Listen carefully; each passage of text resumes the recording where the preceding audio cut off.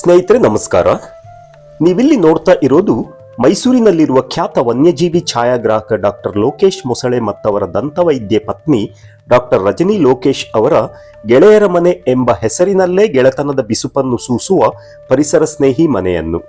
ವನ್ಯಜೀವಿ ಛಾಯಾಗ್ರಹಣದಲ್ಲಿ ಪಿಕ್ಟೋರಿಯಲ್ ಅಂಶಗಳನ್ನು ಬೆರೆಸುವುದರಲ್ಲಿ ಸಿದ್ಧಹಸ್ತರಾಗಿರುವ ಲೋಕೇಶ್ ಮೊಸಳೆಯವರ ಈ ಮನೆಯ ಸೌಂದರ್ಯದಲ್ಲೂ ವಿವಿಧ ಕೋನಗಳಿಂದ ಬೀಳುವ ಸೂರ್ಯರಶ್ಮಿಯದ್ದೇ ಪ್ರಧಾನ ಪಾತ್ರ. ವೈಡ್ ಆಂಗಲ್ನ ಈ ಹೊಸ ಎಪಿಸೋಡಿಗೆ ನಿಮಗೆ ಸ್ವಾಗತ ಗೆಳೆಯರೇ.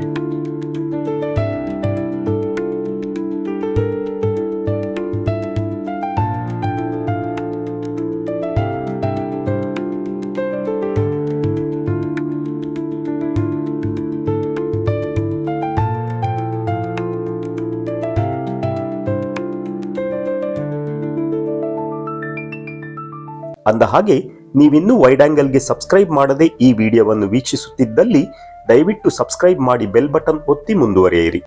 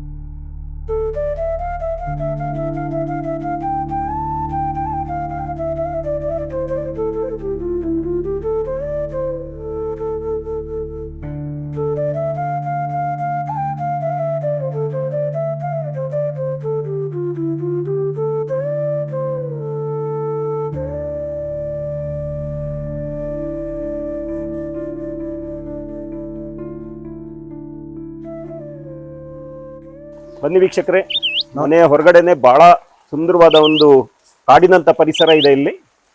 ನಮಸ್ತೆ, ಬನ್ನಿ. ಇವತ್ತು ಮಳೆ ಬೇರೆ ಬರ್ತಾ ಇದೆ. ಲೋಕೇಶ್ ಸರ್ ನಮಸ್ಕಾರ. ನಮ್ಮ ವೀಕ್ಷಕರ ಪರವಾಗಿ ನಿಮಗೆ ಸ್ವಾಗತ. ನಮಸ್ತೆ, ಬನ್ನಿ.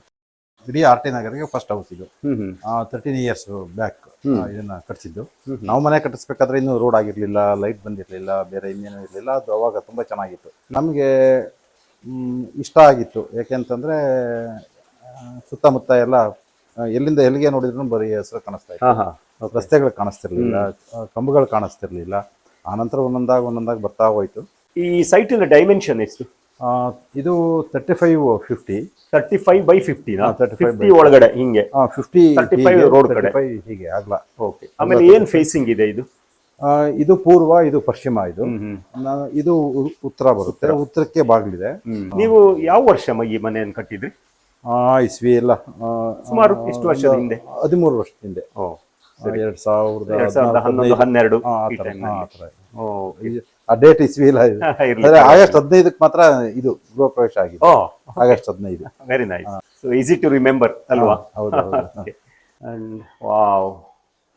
ಸೊ ಇವತ್ತೇನಾಗಿದೆ ವೀಕ್ಷಕರಿಂದ, ಕ್ಲೌಡಿ ಡೇ, ಹಾಗಾಗಿ ಮೋಡ ಮುಸುಕಿದ ವಾತಾವರಣ, ಸ್ವಲ್ಪ ಲೈಟ್ ಅನ್ನು ಬಳಸಿದೀವಿ. ನಮ್ಮನೆ ನಾವೇನಂದ್ರೆ ಪ್ಲಾಸ್ಟಿಂಗ್ ಮಾಡಿದ್ದು ಇಡೀ ಮನೆಗೆ 30% ಅಷ್ಟೇ. ಇನ್ನ 70% ಪ್ಲಾಸ್ಟಿಂಗ್ ಮಾಡಿಲ್ಲ ನಾವು. ಸೊ ಬಹಳ ಇಂಟ್ರೆಸ್ಟಿಂಗ್ ಆಗಿ ಇಲ್ಲಿ ಲಿವಿಂಗ್ ರೂಮ್ ಹೈಟ್ ಅಲ್ಲಿ ಇದೆ. ಇದರ ಕೆಳಗಡೆ ನಿಮ್ಮ ಪಾರ್ಕಿಂಗ್ ಲಾಟ್ ಇದೆಯಾ? ಕೆಳಗಡೆ ಗ್ಯಾರೇಜ್. ನಾವು ಮೊದಲು ಈ ಮನೆ ಕಟ್ಟಬೇಕಾದ್ರೆ ಈ ಸ್ಪೇಸ್ ನಾವು ಈ ತರ ಪ್ಲಾನ್ ಮಾಡಿರ್ಲಿಲ್ಲ.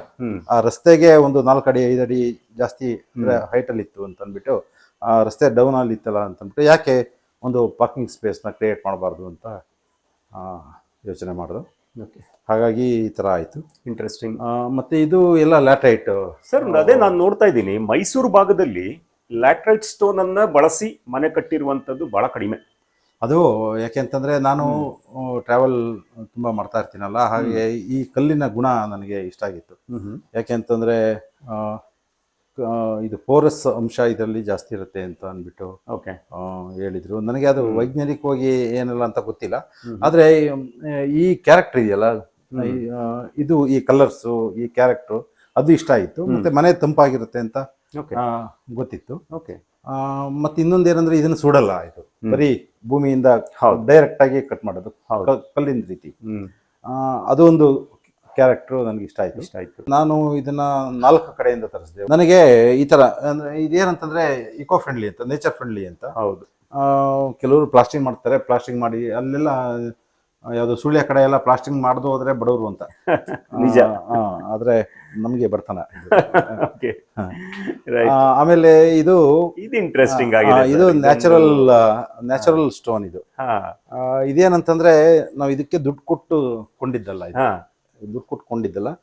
ಯಾಕೆ ಈ ಸ್ಟೋನ್ ನ ಬಳಸ್ಬೇಕು ಅಂತ ಅಂದ್ಬಿಟ್ಟು ನನಗೆ ಇದಾಗಿತ್ತು. ತುಮಕೂರು ಹತ್ರ ಒಂದ್ ಸ್ವಲ್ಪ ದಿವಸ ಇದ್ದೆ. ಅಲ್ಲಿ ಮನೆಗಳೆಲ್ಲ ಈ ತರದ್ದು ಸ್ಟೋನ್ಗಳಲ್ಲಿ ಬಳಸ್ತಾ ಇದ್ರು. ಅಂದ್ರೆ ಅದು ಬೇರೆ ಸ್ಟೋನ್ ಆಗಿತ್ತು.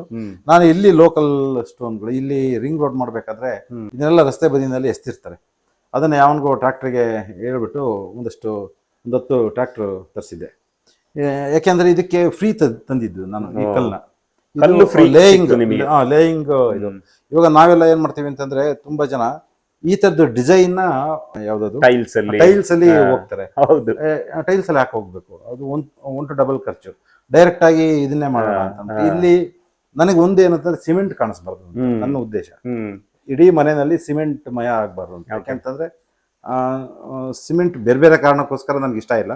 ಆಮೇಲೆ ಇದಕ್ಕೊಂದು ಏನು ಅಂತಂದ್ರೆ, ಇದಕ್ಕೊಂದು ಇತಿಹಾಸ ಇದೆ. ಈ ಕಲ್ಲುಗಳಿಗೆ, ಈ ಕಲರ್ಸ್ಗೆ ಇತಿಹಾಸ ಇದೆ, ಈ ಸ್ಟೋನ್ ಫಾರ್ಮೇಶನ್ಗೆ ಇತಿಹಾಸ ಇದೆ. ಹೌದು. ಮತ್ತೆ ನಾವು ಇಲ್ಲಿ ಬಳಪಿನ ಕಲ್ಲಿಂದ ಹಿಡಿದು ಕರಿ ಕಲ್ಲು, ಕೆಂಪು ಕಲ್ಲು, ಹಳದಿ ಕಲ್ಲು, ಬೆಣಚ್ ಕಲ್ಲು, ಎಲ್ಲಾ ಕಲ್ಲುಗಳನ್ನ ಯೂಸ್ ಮಾಡಿದೀವಿ. ಒಂದು ಕಲ್ಲಿನ ಆಕಾರ ಇನ್ನೊಂದು ಕಲ್ಲಿಗೆ ಇರಲ್ಲ, ಒಂದು ಡಿಫರೆಂಟ್ ಇದೆ. ಕಲರ್ಸ್ ತುಂಬಾ ಗ್ರೇಡೇಷನ್ಸ್ ಇದೆ ಇದರಲ್ಲಿ. ಹೌದು ಹೌದು. ಯಾಕೆಂತಂದ್ರೆ ನಾವು ಅದನ್ನ ಒಂದು ರೀತಿ ಸೂಕ್ಷ್ಮವಾಗಿ ಅಬ್ಸರ್ವ್ ಮಾಡ್ತಾ ಇದ್ದೇವೆ. ಒಂದು ಪೇಂಟಿಂಗ್ ನೋಡುವಂಗ ನಿಜ. ಒಂದು ಗೋಡೆನೂ ಪೇಂಟಿಂಗ್, ಗೋಡೆನೇ ಒಂದು ಪೇಂಟಿಂಗ್. ಇದು ಪೇಂಟಿಂಗ್. ಇದು ಈಶ್ವರ್ ಪ್ರಸಾದ್ ಅಂತ, ಅವನು ಫಿಲ್ಮ್ ಮೇಕರು ಮತ್ತೆ ಫಿಲ್ಮ್ ಡೈರೆಕ್ಟರ್, ಮತ್ತೆ ತುಂಬಾ ಒಳ್ಳೆ ಪೇಂಟರ್. ಮತ್ತೆ ಇದು ಪ್ರಕಾಶ್ ಬಾಬು ಅಂತ, MS ಪ್ರಕಾಶ್ ಬಾಬು ಅಂತ. ಇದು ಮನೆಯಲ್ಲಿ ಕೆಲವರು ನನ್ನ ಜೊತೆ ಇಲ್ಲೇ ವಾಸ ಇದ್ದಾರೆ, ಆರ್ಟಿಸ್ಟ್ಗಳು, ಪೇಂಟರ್ಸ್, ಕಲಾಕೃತಿಯ ಮೂಲಕ ಥ್ರೂ ಪೇಂಟರ್ಸ್, ಅಂದ್ರೆ ಪೇಂಟಿಂಗ್ಸ್. ಓಕೆ ಸರ್, ಈ ಮನೆಗೆ ಆರ್ಕಿಟೆಕ್ಟ್ ಅಥವಾ ಇಂಜಿನಿಯರ್ ಯಾರು? ಇದು ನಾನು ತುಂಬಾ ಮನೆ ನೋಡ್ಕೊಂಡು ತಿರುಗ್ತಿದ್ನಲ್ಲ, ಅದು ಮೊದಲಿಂದ ನಮಗೆ ಪ್ಯಾಷನ್ ಇತ್ತು. ಹಾಗಾಗಿ ಬೆಂಗಳೂರಿನಲ್ಲಿ ಒಂದು ಮಾಗಡಿನಲ್ಲಿ ಒಂದು ರಸ್ತೆನಲ್ಲಿ ಯಾವುದೋ ಒಂದು ಮನೆ ಇದಾಗಿತ್ತು. ಆಮೇಲೆ ಅವ್ರ ಜೊತೆ ಮಾತಾಡಿದ್ದೆ, ನೋಡಿದೆ, ಮನೆ ಇಷ್ಟ ಆಯಿತು. ಮತ್ತೆ ಅವ್ರ ಕಾನ್ಸೆಪ್ಟ್ ಇಷ್ಟ ಆಗಿತ್ತು. ಅವ್ರ ಪ್ಲಾನ್ ಎಲ್ಲ ಕೊಟ್ಟಿದ್ರು. ಹೆಚ್ಚು ಕಡಿಮೆ ಆ ಪ್ಲಾನ್ನೇ ಯೂಸ್ ಮಾಡಿದೆ. ಅವರು 80/120 30/50 ಕಟ್ಟಿದ್ರು. ಸರಿ, ನಾನು ಇದನ್ನ ನಿಮ್ಮ ಸೈಟಿಗೆ ಇದು ಮಾಡಿ ಆಮೇಲೆ ಕೊನೆಗೆ ಇದು ಕಟ್ಟಕ್ಕೆ ಮತ್ತೆ ಇದನ್ನ ಡಿಸೈನ್ ಮಾಡಕ್ಕೆ ನನ್ನ ಫ್ರೆಂಡ್ಸ್ ಇದ್ರು. ಅದು ಮರೀನಾ ಪ್ರಸಾದ್ ಅಂತ ಅಂದ್ಬಿಟ್ಟು ಆರ್ಕಿಟೆಕ್ಟ್. ಅವರು ಇದಕ್ಕೆ ಇದು ಮಾಡಿದ್ದು, ಸಪೋರ್ಟ್ ಮಾಡಿದ್ದು ಈ ಮನೆ ಡಿಸೈನ್ ಇದು. ಮತ್ತೆ ನಾವು ಇಲ್ಲಿ ಬಳಸುವಂತ ಮೆಟೀರಿಯಲ್ಸ್, ಈ ಫ್ಲೋರಿಂಗ್ ಮೆಟೀರಿಯಲ್ಸ್ ಮತ್ತೆ ಬೇರೆ ಬೇರೆ ಅದನ್ನೆಲ್ಲ ಮರೀನಾ ಪ್ರಸಾದ್ ಇದು ಮಾಡಿದ್ದು. ಇಂಜಿನಿಯರ್ಗಳು ಒಂದು 4-5 ಜನ ಇದ್ರು ನನ್ನ ಫ್ರೆಂಡ್ಸ್ ಎಲ್ಲ. ಮಲೆನಾಡಲ್ಲೆಲ್ಲ ಈ ತರದ್ದು ಡೋರ್ಗಳು, ಅದನ್ನ ಅದಕ್ಕೋಸ್ಕರ ಇಲ್ಲಿ ಮತ್ತೆ ಆ ಕಡೆ 2 ಕಡೆ ಈ ತರದ್ದು ಡೋರ್ನ ಇದು ಮಾಡಿದ್ವಿ. ಎಲ್ಲ ಮೇಲ್ಗಡೆ ಮನೆಯಲ್ಲೆಲ್ಲ ಯೂಸ್ ಮಾಡಿದೀವಿ. ಇದೇನಂತಂದ್ರೆ ಇದು ಇಷ್ಟು ಕೋಟ್ಯಾರ್ಡ್ ಬರುತ್ತೆ, ಬಹಳ ಇಂಟ್ರೆಸ್ಟಿಂಗ್ ಆಗಿದೆ. ಒಂದು ಏನಂದ್ರೆ ಗ್ರೀನರಿ ಇದೆ, ಮಣ್ಣಿದೆ. ಅದ್ರ ಜೊತೆಗೆ ಪಕ್ಕದಲ್ಲಿ ಒಂದು ಮನೆ ಬಂದ್ರು ಆಗ ನಮ್ಗೆ ಗಾಳಿ ಮತ್ತು ಬೆಳಕು ಎರಡನ್ನೂ ಇಲ್ಲದೆ ಬರುತ್ತೆ. ಇದು ಮೆಣಸಿನ ಗಿಡ ಅಲ್ಲ, ಯಾವಾಗ್ಲೂ ಗ್ರೀನರಿ ಇರುತ್ತೆ. ಅಡಕೆ ಮರ, ಈ ತರದ್ದು. ಮತ್ತೆ ಇದು ಮನೆ ಒಳಗಡೆ ಇದ್ದಂಗೆ ಇದೆ. ಹೌದು, ಮನೆ ಒಳಗಡೆನೆ ಇದ್ದಾಗೆ. ನಾವು ಮನೆ ಕಟ್ಬೇಕಾದ್ರೆ ನನಗೆ ತುಂಬಾ ಜನ ಸಪೋರ್ಟ್ ಮಾಡಿದ್ರು, ನನ್ನ ಫ್ರೆಂಡ್ಸ್. ಅದಕ್ಕೋಸ್ಕರನೇ ನಮ್ಮ ಮನೆಗೆ ಗೆಳೆಯರ ಮನೆ ಅಂತ ಹೆಸರಿಟ್ಟಿದ್ದು. ಮತ್ತೆ ನಾವೆಲ್ಲ ಜೊತೆನಲ್ಲಿದ್ದು ಮನೆ ಕಟ್ಟಿದ್ದು. ಆಮೇಲೆ ನನಗೆ ಈ ಥರದ್ದು ಒಂದು ಆಸೆ ಇತ್ತು, ಕಲ್ಲನ್ನು ಬಳಸಬೇಕು ಅಂತ ಲಿಂಟ್ಲಿಗೆ. ಯಾಕೆಂದರೆ ನಾವೆಲ್ಲ ನಮ್ಮ ಮನೆಗಳೆಲ್ಲ ನಾವು ಬೆಳೆದು ಬಂದಿದ್ದ ಮನೆ ಎಲ್ಲ ಲಿಂಟ್ಲ್ಗಳೆಲ್ಲ ಕಲ್ಲಿಂದು ಲಿಂಟ್ಲು. ಅದಕ್ಕೋಸ್ಕರ ಇದನ್ನ ಕಲ್ಲನ್ನ ಬಳಸಿದ್ದೀವಿ. ಪ್ರತಿಯೊಂದು ಲಿಂಟ್ಲಿಗೂ ಕಲ್ಲು ಬಳಸಿದ್ವಿ. ಇದೇನಂತಂದ್ರೆ ಬೇರೆಯವ್ರಿಗೆ ಏನು ಅನ್ಸುತ್ತೋ ಗೊತ್ತಿಲ್ಲ, ಅದು ಆರ್ಟ್ ಆಗಿರುತ್ತೋ ಅಥವಾ ಬೇರೆ ಆಗಿರುತ್ತೋ, ನನಗಂತೂ ನನ್ನ ಊರಿನ ನಮ್ಮ ತಾತನ ಮನೆ ಆ ನೆನಪುಗಳನ್ನೆಲ್ಲ ನಿಮಗೆ ನನಗೆ ಕೊಡ್ತದೆ. ಸೊ ಇದು ನಿಮ್ಮ ಡೈನಿಂಗ್ ಏರಿಯಾ ಮತ್ತೆ ಇದು ಒಂದು ಡೈನಿಂಗ್ ಏರಿಯಾ ಮತ್ತೆ ಅದು ಲಿವಿಂಗು. ಆದ್ರೆ ವೆರಿ ಸಿಂಪಲ್ ಡೈನಿಂಗ್. ಮತ್ತೆ ಇದು ಎರಡು ಕಡೆ ಇದು ಎರಡು ಬಾಗಿಲು ತೆಗೆದ್ರೆ ಅದು ಬೇರೆ ಬೇರೆ ರೀತಿ ವಿಶಾಲನು ಕಾಣಿಸುತ್ತೆ, ಮತ್ತೆ ಗ್ರೀನರಿ ಇರುತ್ತೆ, ಒಂಥರ ಓಪನ್ ಇದ್ದಂಗೆ ನೇಚರ್ ಓಪನ್. ಹೊರಗಡೆ ಮನೆ ಒಳಗಡೆ ಇದ್ರೂ ಸ್ವಲ್ಪ ಹೊರಗಡೆ ಒಂದು ಫೀಲಿಂಗ್ ಇರುತ್ತೆ ಈ ತರದ್ದು. ಈ ನಮ್ದು ಈ ಕೆಳಗಡೆಗೆ ಟೈಲ್ಸ್ ಬಳಸಿರೋದು ಆತನಗುಡಿ ಟೈಲ್ಸ್. ಇದೆಲ್ಲ ಆತನಗುಡಿ. ಇದು ಯಾಕೆ ಇದನ್ನ ಬಳಸಿದ್ವು ಅಂತಂದ್ರೆ ಇದು ಹ್ಯಾಂಡ್ ಮೇಡ್ ಟೈಲ್ಸ್. ಇದರಲ್ಲಿ ಒಂದ್ ಸ್ವಲ್ಪ ಏರ್ ಇಳಿತಾ ಇರ್ಬೋದು, ಅಥವಾ ನೈಸಲ್ಲಿ ಇರ್ಬೋದು, ಅಥವಾ ಒಂದಷ್ಟು ಎಡ್ಜು ಹೊಡೆದೋಗ್ಬೋದು. ಆದ್ರೆ ಮನುಷ್ಯನ ಶ್ರಮ ಮತ್ತೆ ಒಂದು ಪರಂಪರೆ ಈ ಟೈಲ್ಸ್ಗಿದೆ. ನಿಜ. ಅದೇ ನಾವು ವೆಕ್ಟ್ರಿಫೈಡ್ ತಂದ್ರೆ ಅದಕ್ಕೆ ಯಾವ ಇತಿಹಾಸನೂ ಇಲ್ಲ, ಹಿಂದೆನೂ ಇಲ್ಲ, ಮುಂದೆನೂ ಇಲ್ಲ. ಇದು ಒಂದು ಅಡಿಗೆ ಮನೆ. ಇಲ್ಲಿ ಅಡಿಗೆ ಮನೆ. ಈ ಅಡಿಗೆ ಮನೆ ಏನಂತಂದ್ರೆ ವೆರಿ ಸಿಂಪಲ್. ಇದರಲ್ಲಿ ಒಂದು ಓಪನ್ ಸ್ಟವ್ ಇದು. ಅಂದ್ರೆ ಇದಕ್ಕೆ ತುಂಬಾ ಕಾಸ್ಟ್ಲಿ. ಇವಾಗ ಒಂದು 4 ವರ್ಷದಲ್ಲಿ ನನ್ನ ಮಗಳಿಗೋಸ್ಕರ ಇದನ್ನ ಹಾಕ್ತಿದ್ದಷ್ಟೇ. ಇದೇನು ಅವಶ್ಯಕತೆ ಇಲ್ಲ ನಮ್ಮ ಮನೆಗೆ. ಇದನ್ನು ಆಮೇಲೆ ಬಳಸೋದು ಇಲ್ಲ ನಾವು ಹೆಚ್ಚಿಗೆ ಈ ತರ. ಇದು ಒಂದು ಓಪನ್. ತುಂಬಾ ನೀವು ಈ ಕಿಚನ್ ಕ್ಯಾಬಿನೆಟ್ ಆಮೇಲೆ ಏನು ಬಾಕ್ಸ್ಗಳು ಇವನ್ನೆಲ್ಲ ಅವೆಲ್ಲ ಯಾಕೆ ಅಂತಂದ್ರೆ ಮತ್ತೆ ಅದು ಒಂದು ಜಿರ್ಲೆ ಗೂಡಾಗುತ್ತೆ. ಅದಕ್ಕಿಂತ ಹೆಚ್ಚಾಗಿ ಓಪನ್ ಆಗಿರುತ್ತೆ, ಏನ್ ಬೇಕಾದ್ರೂ ಇಲ್ಲೇ ಸಿಗುತ್ತೆ. ಅದು ಮುಚ್ಚುಮರೆ ಯಾಕೆ. ಅದೇ ನಾನು ಈ ಮನೆಯಲ್ಲಿ ಅಲ್ಲಲ್ಲಿ ಬುದ್ಧನನ್ನು ಗಣಪತಿಯನ್ನು ನೋಡ್ತಾ ಇದ್ದೀನಿ. ನಮ್ಮ ಮನೆಯಲ್ಲಿ ದೇವ್ರ ಮನೆ ಅಂತ ಏನು ಮಾಡಿಲ್ಲ. ದೇವ್ರಿಗೆ ಮನೆ ಕಟ್ಸೋಷ್ಟು ದೊಡ್ಡವ್ರು ನಾವಲ್ಲ. ದೇವ್ರ ಮನೆ ಕಟ್ಸೋಷ್ಟು ದೊಡ್ಡವ್ರು ನಾವಲ್ಲ. ಅದಕ್ಕೋಸ್ಕರ ಇಡೀ ಮನೆನೇ ದೇವ್ರ ಮನೆ, ಇಡೀ ಮನೆನೇ ಮನೆ ಅಷ್ಟೇ. ನಾವು ದೇವ್ರು ನಮಗೆ ಕಟ್ಟಿಸ್ಕೊಡ್ಬೇಕು, ನಾವು ದೇವ್ರಿಗೆ ಕಟ್ಸೋದಲ್ಲ. ಲ್ಯಾಟ್ರೈಟ್ ಸ್ಟೋನ್ ಜೊತೆ ಇಟ್ಟಿಗೆಯನ್ನು ಬಳಸಿದ್ದೀರಲ್ವಾ? ಇಟ್ಟಿಗೆ, ಕಲ್ಲು, ಲ್ಯಾಟ್ರೈಟ್ ಸ್ಟೋನ್ ಈ ಮೂರದ್ದು ಕಾಂಬಿನೇಷನ್ ಇದೆ. ನಾವು ಇದನ್ನ ರೆಗ್ಯುಲರ್ ಇಟ್ಟಿಗೆನೇ, ಅದಕ್ಕೆ ಪ್ಲಾಸ್ಟಿಂಗ್ ಮಾಡಿಸಿಲ್ಲ. ಅದ್ರ ಮೇಲೆ ಬಣ್ಣ ಹೊಡೆದಿರೋದು. ನಿಜ. ಗ್ರೌಂಡ್ ಫ್ಲೋರ್ ನಲ್ಲಿ ಇದೊಂದು ರೂಮ್, ಪೇರೆಂಟ್ಸ್ ರೂಮ್ ಇಲ್ಲಿದೆ. ಇದು ಪೇರೆಂಟ್ಸ್ ರೂಮ್. ತೊಂದ್ರೆ ಇಲ್ಲ. ಇದು ನಮ್ಮ ತಂದೆ, ಅದು ನಾನು. ಎಲ್ಲ ರೂಮ್ಗಳಿಗೆ ಈ ತರದ ಕಲ್ಲು ಲಿಂಟ್ಲಿಗೆ ಕಲ್ಲನ್ನು ಬಳಸಿದೆ. ಅದೊಂಥರ ಒಳ್ಳೆ ಲುಕ್ ಕೊಟ್ಟಿದೆ. ಇದು ಬಿಯರ್ ಬಾಟ್ಲುಗಳು. ಇದು ಬಿಯರ್ ಬಾಟ್ಲು. ಇದು ಗ್ರೀನ್ ಅಂಡ್ ವೈಟ್ ನ ಕಾಂಬಿನೇಷನ್ ಮಾಡಿ ಮಾಡಿದ್ದು. ಇದು ಒಂದು ವೆಂಟಿಲೇಷನ್. ಇದು ಒಂದು ಬೆಳಕು ಬರುತ್ತೆ. ಆ ಕಡೆಯಿಂದ ಸೂರ್ಯ ಹುಟ್ಟಿದಾಗ ಇಲ್ಲಿ ಬೆಳಕು ತುಂಬಾ ಚೆನ್ನಾಗಿ ಬರುತ್ತೆ. ಬ್ಯೂಟಿಫುಲ್ ಗ್ರೀನ್ ಲೈಟ್ ಬರುತ್ತೆ. ಗ್ರೀನ್ ನಡುವೆ ಸೆಂಟರ್ ನಲ್ಲಿ ಕೆಲವು ಸರಿ ಸೂರ್ಯಂದು ಇದು ಕಿರಣ ಇದಕ್ಕೆ ಬೀಳುತ್ತೆ.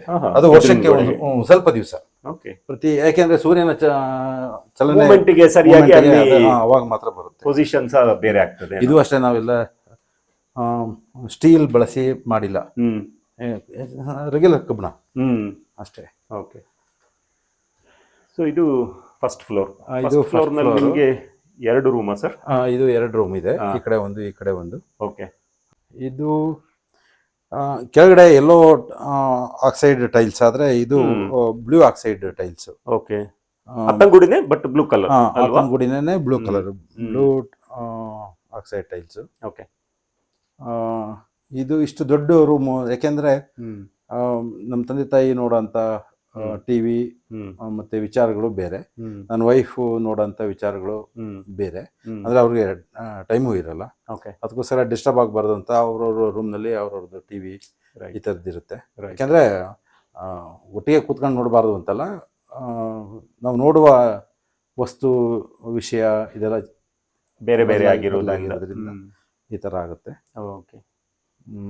ಇದು ಇಲ್ಲಿಂದ ಒಂದು ಬಾಲ್ಕನಿ ಕೂಡ ಇದೆ ಅಲ್ವಾ? ಇಲ್ಲೊಂದು ಬಾಲ್ಕನಿ ಇದೆ. ಇಂಟ್ರೆಸ್ಟಿಂಗ್. ಅಂದ್ರೆ ಬರುವಾಗಂತೂ ಬಹಳ ಚೆನ್ನಾಗಿದೆ. ಆಮೇಲೆ ನಮಗೆ ಇನ್ನೊಂದು ಏನಂತಂದ್ರೆ ಪ್ರತಿಯೊಂದು ರೂಮ್ಗೂ ಈ ಥರ ಇದೆ portico, balcony ಕೊಟ್ಟಿದ್ದೀರಿ. ಬಾಲ್ಕನಿ ಇದೆ. ಯಾಕೆ ಅಂತಂದರೆ ಒಂದು 4 ಅಡಿಯಷ್ಟು ಆ ರೂಮ್ಗೆ ಇನ್ನೂ ದೊಡ್ಡದಾಗಿದೆ. 10x10 ದೊಡ್ಡದಿದೆ. ಇವಾಗ ಯಾರಾದರೂ ಇಲ್ಲಿ ಬಂದು ಇಲ್ಲಿ ಗೇಟಿಂದ ಇಲ್ಲೇ ಕಾಣಿಸ್ತಾರೆ. ಮತ್ತೆ ಇದು ಮಂಗಳೂರು ಹೆಂಚು, ಪ್ಯೂರ್ ಮಂಗಳೂರು ಹೆಂಚು. ಸೊ ಇಲ್ಲೊಂದು ಸ್ಮಾಲ್ ರೂಮ್ ಇದೆ, ಸ್ಟಡಿ ರೂಮ್ ಸರ್ ಇದು. ಇದು ಓಪನ್ ಟು ಸ್ಕೈ ಮಾಡಬೇಕು ಅಂತ ಇದ್ದಿದ್ದು, ಬಟ್ಟೆ ಗಿಟ್ಟೆ ಒಣಗಿಸ್ಕೊಳಕ್ಕೆ ಆ ಥರದ್ದೆಲ್ಲ, ಅಥವಾ ರಾತ್ರಿ ಹೊತ್ತು ಇಲ್ಲಿ ಕುಳಿತುಕೊಳಕ್ಕೆ ಅಂತ ಅಂದ್ಬಿಟ್ಟು. ಆಮೇಲೆ ನನ್ನ ಫ್ರೆಂಡು ಮನೆ ಕಟ್ತಾ ಹೇಳ್ದ, ಮತ್ತೆ ಮನೆಗೆ ತುಂಬಾ ಓಪನ್ಸ್ ಜಾಸ್ತಿ ಆಗುತ್ತೆ, ಅದಕ್ಕೋಸ್ಕರ ಇದನ್ನ ಒಂದು ಹೆಂಚಾಕ್ಬೋಣ ಅಂತ ಅಂದ್ಬಿಟ್ಟು ಈ ತರ ಹೆಂಚಾಕಿ ಇದೆಲ್ಲ ಗಾಳಿ ಬೆಳಕು ಹೊರಗಡೆ ಎಷ್ಟು ಟೆಂಪರೇಚರ್ ಇರುತ್ತೆ ಈ ರೂಮ್ ನಲ್ಲಿ ಅಷ್ಟು ಟೆಂಪರೇಚರ್. ವೈಲ್ಡ್ ಲೈಫ್ ಫಿಲ್ಮ್ ಮಾಡ್ತೀರಿ ನೀವು, ವೈಲ್ಡ್ ಲೈಫ್ ಫೋಟೋಗ್ರಫಿ ಮಾಡ್ತೀರಿ, ಪತ್ರಿಕೆಗಳಿಗೆಲ್ಲ ಬರೀತೀರಿ, ಪುಸ್ತಕಗಳನ್ನು ಬರೆದಿದ್ದೀರಿ, ಕ್ಯಾಲೆಂಡರ್ಸ್ ಮಾಡ್ತೀರಿ. ನಿಮ್ಮ ಇವೆಲ್ಲ ಕೆಲಸಕ್ಕೆ ತುಂಬಾ ಅಧ್ಯಯನ ಬೇಕಾಗುತ್ತಲ್ವಾ? ಅಲ್ಲ, ಅಧ್ಯಯನ ಅಂತಂದ್ರೆ ಅದು ಓದೋದ್ರಲ್ಲಿ ಬೇರೆ ಬೇರೆ ಥರದ್ದು ಇರುತ್ತೆ. ಅಂದ್ರೆ ವಿಧಾನಗಳಿರುತ್ತೆ ಓದೋದ್ರಲ್ಲಿ. ಒಂದು ನಾಲೆಡ್ಜ್ಗೋಸ್ಕರ, ಇನ್ನೊಂದು ಯಾವುದೋ ಡಿಗ್ರಿಗೋಸ್ಕರ, ಇನ್ನೊಂದು ತಾನು ಕ್ರಿಯೇಟಿವ್ ಆಗಿರೋದಕ್ಕೆ. ಯಾಕೆ ಅಂತಂದ್ರೆ ಬರೀ ಓದೋದೇ ಅಲ್ಲ. ಈಗ ನಾನು ಪ್ರತಿ ವರ್ಷನೂ ಇಂಟರ್ನ್ಯಾಷನಲ್ ಫಿಲ್ಮ್ ಫೆಸ್ಟಿವಲ್ಗೆ ಹೋಗ್ತೀನಿ, ಅದ್ರಲ್ಲಿ ಎಸ್ಪೆಷಲಿ ಬೆಂಗಳೂರಿಗೆ ಯಾವುದೂ ಬಿಟ್ಟಿಲ್ಲ ಒಂದು 7-8 ವರ್ಷದಿಂದ. ಅದ್ರ ಮೇಲೆ ಒಂದಷ್ಟು ಬುಕ್ಸ್ ಇದೆ, ಮತ್ತೆ ನಂದು ಜರ್ನಲಿಸಮ್ ಬ್ಯಾಕ್ ಗ್ರೌಂಡ್ ಮೇಲೆ ಒಂದಷ್ಟು ಬುಕ್ಸ್ ಇದೆ. ಮತ್ತೆ ಇದೊಂದು ಬಾಲ್ಕನಿ, ಇದೊಂದು reading space, reading space, party space, ಸರಿ, ಈ ತರದ್ದು. ಇಲ್ಲಿ ಕೂಡ ಪುನಃ ಬುದ್ಧನನ್ನು ನೋಡ್ಬೋದು. ಬುದ್ಧ ನನಗೆ ಅವರ ಯೋಚನೆಗಳು ಇಷ್ಟ. ನಮ್ದು ಈ ಮನೆಯಲ್ಲಿ ನೋಡಿ, ಎಲ್ಲಾ ಕಡೆ ಎಲ್ಲೇ ಹೋದ್ರು ನಿಮಗೆ ಗ್ರೀನರಿ ಕಾಣಿಸುತ್ತೆ, ಬೆಳಕು ಬರುತ್ತೆ, ಈ ತರ. ನೀವು ಲಂಕೇಶ್ ಪತ್ರಿಕೆಯಲ್ಲಿ ಬಹಳ ಸಮಯ ಕೆಲಸ ಮಾಡಿದ್ದೀರಿ. ಲಂಕೇಶ್ ನಿಮ್ಮ ಲಂಕೇಶ್ ಜೊತೆ 8-9 ವರ್ಷ. ನಾನು ಅವಾಗ BA ಮುಗಿಸಿ MA ಸೇರಿರ್ಲಿಲ್ಲ. ಆಗ ಲಂಕೇಶ್ ಪತ್ರಿಕೆಗೆ ರಿಪೋರ್ಟ್ ಆಗಿ ಸೇರ್ಕೊಂಡೆ. ಅವ್ರ ಜೊತೆ ನಾನೇನು ಹೇಳೋದ್ ಬೇಕಾಗಿಲ್ಲಲ್ಲ, ಅವರು ಹೇಳಿ, ನಿಮ್ಮ ಅನುಭವ ಹೇಳಿ, ಬಹಳ ಇಂಟ್ರೆಸ್ಟಿಂಗ್. ಎಷ್ಟು ಜೊತೆ ಅಯ್ಯೋ ಅದೆಲ್ಲ ಹೇಳೋಕೋದು ತುಂಬಾ ಗೊತ್ತಾಗುತ್ತೆ ಸರ್. ಒಂದು ಕುತೂಹಲ ಇದೆ, ಲಂಕೇಶ್ ಪತ್ರಿಕೆಯಲ್ಲಿ ನೀಲು ಅಂತ ಹೆಸರದಲ್ಲಿ ಹನಿಗವನ್ನ ಬರೀತಿದ್ರಲ್ಲ, ಯಾರು ಬರೀತಾ ಇದ್ರ? ಲಂಕೇಶ ಬರೀತಾ ಇದ್ದಿದ್ದ, ಬಹಳ ಫೇಮಸ್ ಆಗೋಯ್ತದ್ದು. ಮೇಷ್ಟ್ರು ಬರೀತಿದ್ದು. ಇದೊಂದು ಬೆಡ್ರೂಮು. ಇಲ್ಲಿ ನೋಡ್ಬೋದು ಕಲ್ಲು ಗೋಡೆಯ ಏನು ಸೌಂದರ್ಯವನ್ನ. ಇದು ಅವನು ಮೇಷನ್ ಇದ್ನಲ್ಲ, ಕಲ್ಲವನು, ಕಲ್ ಕಟ್ಟವನು, ಅವನು ಪೂರ್ತಿ ಕಟ್ತಾ ಪರ್ಫೆಕ್ಟ್ ಆಗ್ತಾ ಹೋದ. ಅದೇ ಕೆಳಗಡೆ ಒಂದ್ ಸ್ವಲ್ಪ ಜಾಸ್ತಿ ಕಲ್ಲುಗಳು ಜೋಡಿಸಿದ್ದ. ಅವನಿಗೆ ನಾನು ಎಲ್ಲೋ ನೋಡಿದ್ದಂತ ಒಂದು ಗೋಡೆನ ಫೋಟೋ ಹೊಡ್ಕೊಂಡ್ ಬಂದು ಹಿಂಗೆ ಕಟ್ಟಬೇಕು ಅಂತ ಕಟ್ಟಿದ್ದು. ಅವನು ಇದ್ರಲ್ಲಿ ಸ್ಪೆಷಲೈಸೇಷನ್ ಇರ್ಲಿಲ್ಲ, ಕೊನೆಗೆ ಅವನ ಆದ ಇಲ್ಲಿ. ಅವನು ಕೆಳಗೆ ಕಟ್ತಾ ಈ ಸ್ಟೇಜಿಗೆ ಬರ್ಬೇಕಾದ್ರೆ ಇದು ಫಿನಿಶಿಂಗ್ ಮಾಡಿದ್ದಾರೆ, ಇದು ನೋಡಿ. ಆಮೇಲೆ ನನಗೆ ಏನಂತಂದ್ರೆ ಅವನ್ ಜೊತೆಗೆ ನಾನು ಹೇಗೆ ಕಾಲ ಕಳೀತಿದ್ದೆ ಅಂತಂದ್ರೆ, ಪ್ರತಿಯೊಂದು ಕಲ್ಲು ಜೋಡಿಸಿದ್ದು ನನಗೆ ಗೊತ್ತು. ಈ ಹೈಟು ಒಂದು ಎಷ್ಟು 8 ಫೀಟ್ ಇದಿರ್ಬೋದು. ಅದೇ ಕೆಳಗಡೆ 16-18 ಅಡಿ ಉದ್ದ ಬರುತ್ತೆ. ನಮ್ಮನೆ ಪ್ರತಿಯೊಂದು ಹಂತದಲ್ಲೂ ಒಂದೊಂದು ಕಡೆ ನಿಂತ್ಕೊಂಡಾಗ್ಲೂ ಈ ತರದ ಹೈಟ್ಗಳು ವೇರಿ ಆಗ್ತಾ ಇರುತ್ತೆ. ಒಂದೇ ಇದಿಲ್ಲ, ಏನಂದ್ರೆ ಒಂದೇ ಲೆವೆಲ್ ಇಲ್ಲ. ಇವಾಗ ಯಾವುದೇ ಮನೆಗೆ ಹೋಗಿ 12 ಅಡಿನೋ ಅಥವಾ 14 ಅಡಿನೋ ಏನೋ ಒಂದು ಲೆವೆಲ್ ಕೊಟ್ಬಿಟ್ಟಿರ್ತಾರೆ. ಇಲ್ಲಿ ಆ ಥರದ್ದಾಗಲ್ಲ. ಅದಕ್ಕೋಸ್ಕರ ಇಲ್ಲಿ ಗಾಳಿ, ಬೆಳಕು, ಹೀಟು ಈ ಥರದ್ದೆಲ್ಲ ಡಿಫ್ರೆನ್ಸ್ ಆಗ್ತಾ ಹೋಗುತ್ತೆ. ಈ ಮನೆ ಕಟ್ಲಿಕ್ಕೆ ಸುಮಾರು ಎಷ್ಟು ಟೈಮ್ ತಗೊಳ್ತು? ಅಷ್ಟೇ, ಮಾಮೂಲಿ ಒಂದು 9-10 ತಿಂಗಳು ಅಷ್ಟರಲ್ಲಿ ಮುಗಿಸಿದ್ದೆ. ಆದ್ರೆ ಇದು ಫೌಂಡೇಶನ್ ಹಾಕ್ಸಿದ್ದೆ. ಫೌಂಡೇಶನ್ ಹಾಕ್ಸಿ 4 ವರ್ಷ ಹಾಗೆ ಬಿಟ್ಟಿದ್ದೆ. ಯಾಕೆಂದ್ರೆ ಫೌಂಡೇಶನ್ ಹಾಕಿದ ತಕ್ಷಣ ಬ್ಯಾಂಕ್ನವರು ಸಾಲ ಕೊಟ್ಬಿಡ್ತಾರೆ ಅಂತ ಅನ್ಕೊಂಡು ಬ್ಯಾಂಕ್ ಅವ್ರ ಹತ್ರ ಹೋದೆ. ಆಮೇಲೆ ಕೊನೆಗೆ ಅದು IT ಅದು ಇದು ನಮಗೆ ಗೊತ್ತಿಲ್ಲದ ವಿಚಾರಗಳನ್ನೆಲ್ಲ ಅವರು 25 ಕೇಳಿ ತಲೆ ತಿಂದು ಆಮೇಲೆ ಕೊನೆಗೆ 4 ವರ್ಷ ಆಯ್ತು. ಅಲ್ಟಿಮೇಟ್ಲಿ ನಿಮ್ಮ ಮನೆಯ ಬಜೆಟ್ ಎಷ್ಟಕ್ಕೆ ಬಂತು? ಆಕ್ಚುಲಿ ನಾನು ಸಾಲ ಮಾಡಿದ್ದೆ 23 ಲಕ್ಷ. ಯಾಕಂದ್ರೆ ದೊಡ್ಡ 3 ಲಕ್ಷದಲ್ಲಿ ಕಂಪ್ಲೀಟ್ ಮುಗಿಸಿದ್ರ ನೀವು? 23 ಲಕ್ಷದಲ್ಲಿ ನಂದು 1 ವರ್ಷದ ನಂದು ಖರ್ಚು ಸೇರಿದೆ ಅದರಲ್ಲಿ. ಬೇರೆ ಇದಿರ್ಲಿಲ್ಲ. ಆಮೇಲೆ ಅದು ದುಡ್ಡು ಎಷ್ಟಾರು ಆಗ್ಲಿ ಅದಲ್ಲ, ಅದು ಎಲ್ಲೆಲ್ಲಿ ಉಳಿಸ್ಬೇಕು ಅದು ಗೊತ್ತಿರಬೇಕು. ಯಾಕಂದ್ರೆ ಪ್ಲಾಸ್ಟರ್ ಮಾಡ್ಕೊಂಡು ಪೇಂಟ್ ಹೊಡ್ಕೊಂಡು ಇದ್ರೆ ದುಡ್ಡು ಉಳಿಯಲ್ಲ. ಸರ್, ಬಹಳ ಸುಂದರವಾದಂಥ ಒಂದು ಮನೆಯ ಹೋಮ್ ಟೂರ್ ಅನ್ನು ನಮ್ಮ ವೀಕ್ಷಕರಿಗೋಸ್ಕರ ಮಾಡಿಸಿಕೊಟ್ಟಿದ್ದೀರಿ. ನಮ್ಮ ವೀಕ್ಷಕರ ಪರವಾಗಿ ನಿಮಗೆ ಧನ್ಯವಾದಗಳು. ನಮಸ್ತೆ ಮೇಡಮ್. ಬಹಳ ಸುಂದರವಾದ ಒಂದು ಮನೆ, ಥ್ಯಾಂಕ್ ಯು. ಸೊ ನಮ್ಮ ವೀಕ್ಷಕರ ಪರವಾಗಿ ಫಸ್ಟ್ ಆಫ್ ಆಲ್ ನಿಮಗೆ ಅಭಿನಂದನೆಗಳು ಮತ್ತು ಧನ್ಯವಾದಗಳು. ನಮಗೊಂದು ಒಳ್ಳೆ ಏನು ಹೋಮ್ ಟೂರ್ ಮಾಡಲಿಕ್ಕೆ ಅವಕಾಶ ಕೊಟ್ರಿ. ಕಳೆದ ಸುಮಾರು ಒಂದು 13 ವರ್ಷಗಳಿಂದ ನೀವು ಇಲ್ಲಿ ವಾಸ ಮಾಡ್ತಾ ಇದ್ದೀರಿ. ಹೌದು. ನಿಮ್ಮ ಒಂದು ಅನುಭವವನ್ನು ಸ್ವಲ್ಪ ನಮ್ಮ ಜೊತೆ ಹಂಚಿಕೊಳ್ಳಿ. ಸೊ ಮೊದಲನೇದಾಗಿ ನಮ್ಗೆ ಸ್ವಲ್ಪ ಲೋ ಕಾಸ್ಟ್ ಅಂದ್ರೆ ಕಡಿಮೆ ಬಡ್ಜೆಟ್ ಅಲ್ಲಿ ಕಡಿಮೆ ಹಣದಲ್ಲಿ ಮನೆ ಕಟ್ಟೋದು ಒಂದು ಪ್ಲಾನ್ ಇತ್ತು. ಓಕೆನಾ. ಅದು ಈ ಎಲ್ಲ ಪರಿಕರಗಳನ್ನ ನ್ಯಾಚುರಲಿ ಏನ್ ಸಿಗುತ್ತೆ, ಮಣ್ಣು, ಇಟ್ಟಿಗೆ, ಬೀದಿನಲ್ಲಿ ಸಿಗೋ ಕಲ್ಲು, ಇವುಗಳನ್ನೆಲ್ಲ ಬಳಸಿ ಕಟ್ಟಿದೀವಿ. ಸೊ ನಾವು ನೇಚರ್ ಅಥವಾ ನೈಸರ್ಗಿಕವಾಗಿ ಅದಕ್ಕೆ ತುಂಬಾ ಹತ್ತಿರವಾಗಿದ್ದೀವಿ ಅನ್ಸುತ್ತೆ. ಆಮೇಲೆ ಎರಡನೇದು ಏನಂದ್ರೆ ಎಲ್ರು ತಿಳ್ಕೊಳ್ಳೋದು ಈ ಕಲ್ಲು ಮಣ್ಣನ್ನೆಲ್ಲ ಹಾಕಿ ಕಟ್ಟಿದಾಗ ಅದು ಮೇಂಟೆನೆನ್ಸ್ ಅಥವಾ ಮನೆ ಕ್ಲೀನ್ ಮಾಡ್ಕೊಳ್ಳೋದು ಕಷ್ಟ ಅಂತ ಅನ್ಕೊಂಡಿದ್ದಾರೆ. ನಿಜವಾಗ್ಲೂ ಬಹಳ ಸುಲಭ. ಸೊ ಏನು ಎಕ್ಸ್ಟ್ರಾ ಅಥವಾ ಮುತುವರ್ಜಿ ವಹಿಸಿ ಏನು ಕ್ಲೀನ್ ಮಾಡೋಂತ ಅವಶ್ಯಕತೆ ಇಲ್ಲ. ನೀರು ಮತ್ತೆ ಬಟ್ಟೆ ಇದ್ರೆ ಸಾಕು. ಅದು ಒಂದು. ಆಮೇಲೆ ಬೇಸಿಗೆ ಕಾಲದಲ್ಲಿ ಯಾವುದೇ ಒಂದು AC ಅಂತ ಏನ್ ಹೇಳ್ತೀವಿ ಎಕ್ಸ್ಟ್ರಾ ಅವಶ್ಯಕತೆನೇ ಇಲ್ಲ. ಆಮೇಲೆ ಚಳಿಗಾಲದಲ್ಲೂ ಅಷ್ಟೇನು ತೊಂದರೆ ಇಲ್ಲ. ಸುಂದರವಾಗಿದೆ, ಚೆನ್ನಾಗಿದೆ. ಸೊ ಆಸಕ್ತಿ ಇದ್ದವರಿಗೆ ಇಂತ ಒಂದು ಪರಿಕಲ್ಪನೆಯಲ್ಲಿ ಮನೆ ಕಟ್ಕೊಳ್ಳಿಕ್ಕೆ ಯಾವುದೇ ಕಳವಳ ಬೇಡ ಅಲ್ವಾ? ಖಂಡಿತ ಮಾಡ್ಕೋಬಹುದು. ರೈಟ್. ನೋಡಿ, ಈ ಮನೆ ಒಂದು 13 ವರ್ಷದ ಹಳೆ ಮನೆ ಆದ್ರೆ ಹೊರಗಿಂದ ಬಂದವರಿಗೆ ಇದು ಹಾಗೆ ಕಾಣ್ತಾ ಇಲ್ಲ. ಬ್ರ್ಯಾಂಡ್ ನ್ಯೂ ಮನೆ ತರಾನೇ ಕಾಣಿಸ್ತದೆ. ಹೌದು. ನ್ಯಾಚುರಲ್ ವಸ್ತುಗಳು ಅಥವಾ ನೈಸರ್ಗಿಕವಾಗಿ ಏನ್ ಸಿಗುತ್ತೆ ಅದನ್ನ ಬಳಸಿರೋದ್ರಿಂದ ಸೊ ಕ್ಲೀನ್ ಮಾಡೋ ಅವಶ್ಯಕತೆ ಅಥವಾ ಎಕ್ಸ್ಟ್ರಾ ಕ್ಲೀನ್ ಮಾಡೋ ಅವಶ್ಯಕತೆ ಇಲ್ಲ. ಸೊ ಹಾಗಾಗಿ ಇದು ತನ್ನ ಸ್ವಂತಿಕೆಯನ್ನ ಉಳಿಸ್ಕೊಂಡಿದೆ ಅಂತ ಹೇಳ್ಬೋದು. Very nice. ಸ್ವಂತಿಕೆಯನ್ನ ಸದಾ ಉಳಿಸ್ಕೊಂಡಿರುತ್ತೆ ಅಂತ ಹೇಳ್ಬಹುದು. Okay, all right. ನಮ್ಮ ವೀಕ್ಷಕರ ಜೊತೆ ನೀವು ಈ ಅನುಭವವನ್ನು ಹಂಚಿಕೊಂಡ್ರಿ. ಇದು ಬಹಳ ಉಪಯುಕ್ತ ಅಂತ ಅನ್ಕೋತೀನಿ ನಾನು. ನಮ್ಮ ವೀಕ್ಷಕರ ಪರವಾಗಿ ನಿಮಗೆ ಧನ್ಯವಾದಗಳು. Thank you. ನಮಸ್ತೆ ಸ್ನೇಹಿತರೆ, ಲೋಕೇಶ್ ಮೊಸಳೆಯವರ ಕೆಲವು ವನ್ಯಜೀವಿ ಛಾಯಾಚಿತ್ರಗಳನ್ನು ಹೆಮ್ಮೆಯಿಂದ ಪ್ರಸ್ತುತಪಡಿಸುತ್ತಾ ಈ ಸಂಚಿಕೆಯನ್ನು ಮುಗಿಸುತ್ತಿದ್ದೇನೆ. ಇನ್ನೊಂದು ಮಾಹಿತಿಪೂರ್ಣ ವಿಡಿಯೋದೊಂದಿಗೆ ಮತ್ತೆ ಭೇಟಿಯಾಗ್ತೀನಿ. ನಮಸ್ಕಾರ.